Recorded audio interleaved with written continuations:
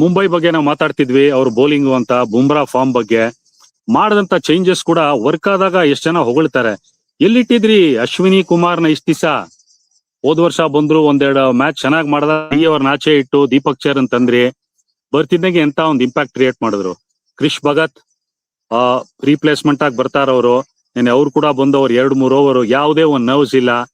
ಈ ಹುಡುಗನ್ನ ಇನ್ಫ್ಯಾಕ್ಟ್ 2 ವರ್ಷದ ಮುಂಚೆ ಒಂದು ಪಂಜಾಬ್ ಮುಂಬೈ ಅಂಡರ್-23 ಫೈನಲ್ಸ್ ಅಲ್ಲಿ ನಾನು ನೋಡಿದೆ. ಒಳ್ಳೆ ಒಂದು ಸ್ಫೂರ್ತಿ ಇರುವಂತ ಹುಡುಗ, ಒಂದು ಎಬಿಲಿಟಿ ಇರುವಂತವ್ರು. ಯಾವ ತರ ಟಕ್ ಅಂತ ತಂದು ಒಳಗಡೆ ಅವ್ರನ್ನ ಬ್ಲಡ್ ಮಾಡಿದ್ರು. ಮಾಡ್ತಿದ್ದಂಗೆ ಓಪನಿಂಗ್ ಸ್ಪೆಲ್ ಅಲ್ಲಿ ಬುಮ್ರಾ ಅವರ ಫಸ್ಟ್ ಬ್ರೇಕ್ ಥ್ರೂ ತೆಗೆದುಕೊಟ್ಮೇಲೆ ಇವ್ರುಗಳು ಯಾವ ತರ ಒಂದು ಇಂಪ್ಯಾಕ್ಟ್ ಕ್ರಿಯೇಟ್ ಮಾಡಿದ್ರು.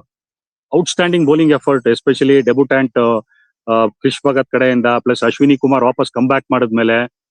ಬಟ್ ಈ ಮೊಮೆಂಟಮ್ ನ ಮುಂದೆ ತಗೊಂಡೋಗಕ್ಕೆ ಈ ಹುಡುಗರ್ನ ಇವರು ಫ್ರೇಲ್ ಇಟ್ಕೊಳ್ಳೇಬೇಕು. ಸಡನ್ ಆಗಿ 2-3 ಮ್ಯಾಚ್ ನಾವು ಗೆಲ್ತಿದ್ದಂಗೆ ವಾಪಸ್ ಎಕ್ಸ್ಪೀರಿಯನ್ಸ್ ಅಂತ ದೀಪಕ್ ಚಾರ್ ಕಡೆಗೆ ಇವ್ರು ಬಾಲ್ ನ ಬಿಸಾಕೋ ಬದಲು ಈ ಹುಡುಗರ ಮೇಲೆ ಅವ್ರು ಇನ್ನ ಕಾನ್ಫಿಡೆನ್ಸ್ ತೋರಿಸಿ ಇವ್ರನ್ನೇ ತರಬೇಕಾಗತ್ತೆ ಮುಂದೆ.